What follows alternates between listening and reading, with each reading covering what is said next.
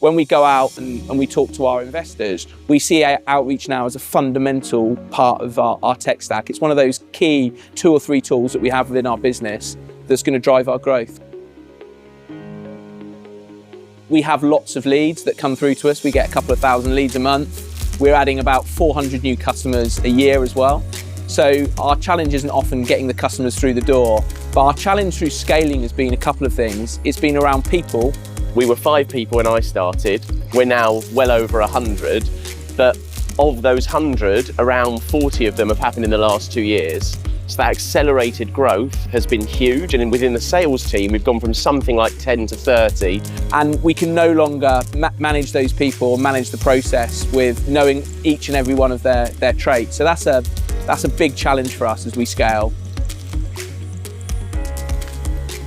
We had an amazing experience with the onboarding and outreach, but it was really important we included the managers so they understood at every step of the way what needed to be done and why we were doing what we were doing.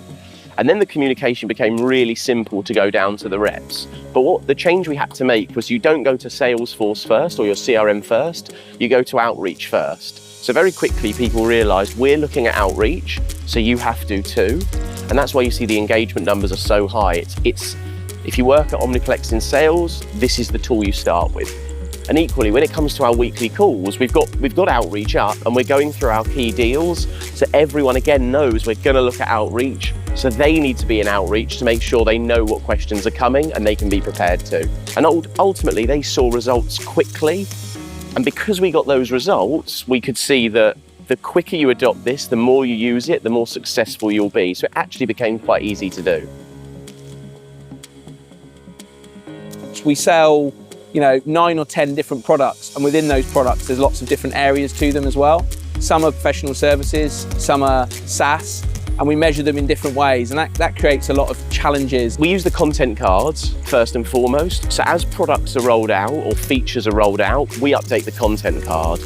And that is so important for us because giving that information to the rep in hand straight away is the reason we make reps more successful faster. And then equally in all the sequences, we've built out a lot of templates, which it was a big one-time effort, but once you've done it, you've got it there and it becomes tailoring and tweaking and amending and adjusting, and then life becomes easier. We had great data that our top performers watched back more calls than anyone else. So we asked them, what recordings are you looking at? We made a playlist, and that's where people start in their onboarding at Omniplex. They'll look at this playlist, see what the top calls look like. They'll also see examples of where we brought up, for example, a new feature's come out. How did the customer respond? What happened? So they're looking at those playlists, making sure we constantly update that and bring new ones out all the time is central to our success.